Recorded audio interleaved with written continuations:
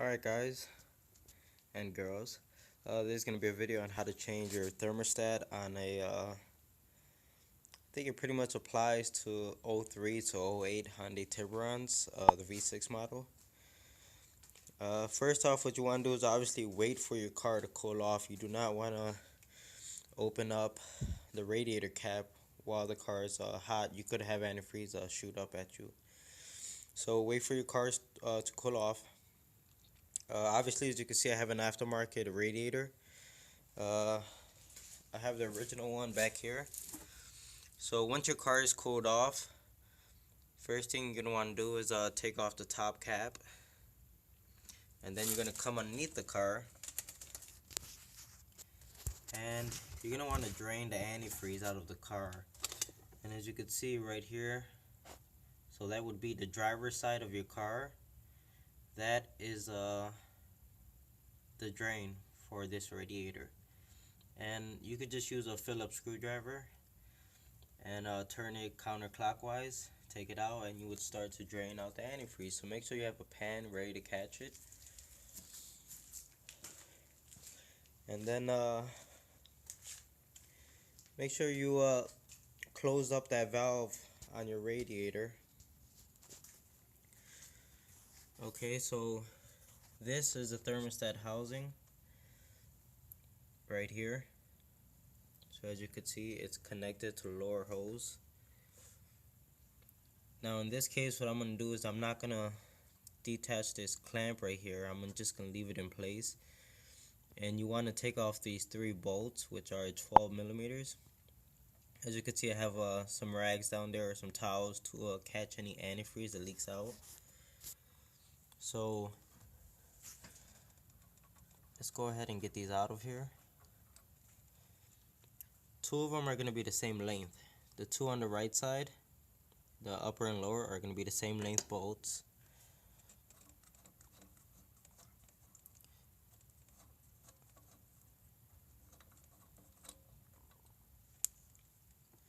And this one on the left side is going to be a longer one.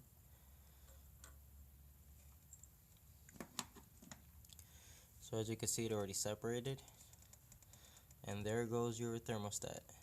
It's that easy to get to. So let me go ahead and pull this out and we'll go from there. Alright, and now that you got the thermostat off of the car, what you want to do is go ahead and clean up this mating surface of where the new gasket's going to go. If you don't clean it up, you might have a leak because it's never really going to seal properly. So just go ahead and clean that up. And I just use like a nylon brush and some towels, rags. So I got it looking halfway decent there. Alright, so I have this surface right here where the bolts are going to go. Pretty cleaned up. Everything looks real good. And if you look on the other side, you can see mine still has some crud on it. So if your car has any of this, you just want to go ahead and get that cleaned off the same way you cleaned anything off of this side. So just go ahead and get that cleaned up real quick. Alright, so I have the old thermostat right next to the new one. The new one's an aftermarket one, so it's going to look different. This is the original thermostat out the car. When you go to buy it, make sure you buy a new seal, or new gasket, I guess, because it does not come with the thermostat, so you have to purchase it separately. And obviously compare them next to each other, make sure they're the right size. They're gonna look slightly different because obviously it's aftermarket, but just make sure it's the right size. Even test fit it on the car, make sure it's gonna fit. And while I was comparing them, I actually noticed why this original one was failing. And as you can see right there, this like rubber gasket, it's pretty much jammed up, and you could actually see it from the backside very clearly. And there it goes.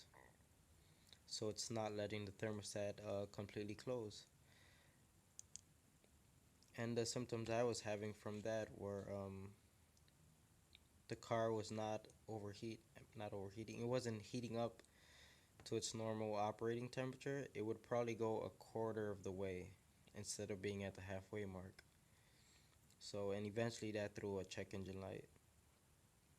But that was the symptom I was having. The the car would only go up to about a quarter of the way, and I would never really get any hot air out of the vents. It would just, come out slightly warm. So that's it. If you notice, this one has a pin on it. This one also has it. Now, when you go to install this on the car, it's going to go on in this position with that facing the engine.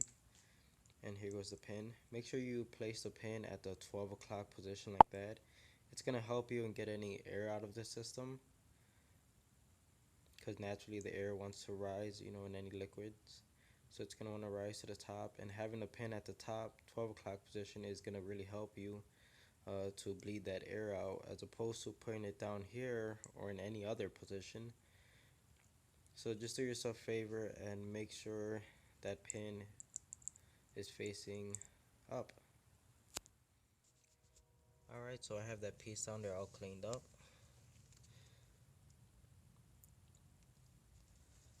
And as you can tell, I also have the thermostat in place. It's not very hard to get on. You just kind of get it in place, and you just press all around the edges. It actually pops in quite easily. And if you notice, that pin I was talking about, notice I have it in the 12 o'clock position. That's exactly what you want. So next step, obviously making sure everything is nice and clean. Next step would be try to line this up, and it's a bit difficult for me using one hand to hold the camera, but let's try to get this started.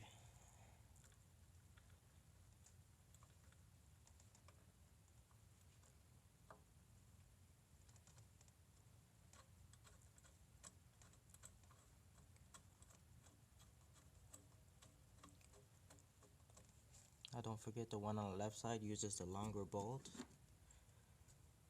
and you can't really mess this up because it's pretty much made to go on only one way.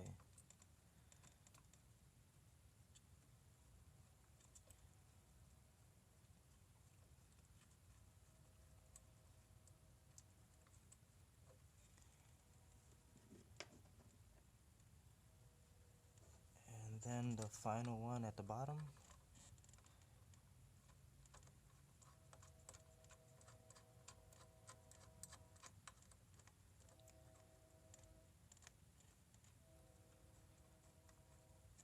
Alright, let me go grab my ratchet. Let's get these bolts tightened up. Alright, I have the thermostat housing installed. When you go to tighten down those bolts, don't go too crazy with them. Then they don't have to be that tight. You can just kind of feel when they're, snugged up. And that's good enough. If your mating surface where the gasket goes was nice and clean, you shouldn't have any problems at all. Once you get all that done, here's my antifreeze. Just grab your antifreeze and a funnel and just pour it right back into the radiator. Once you do that, you want to start the car.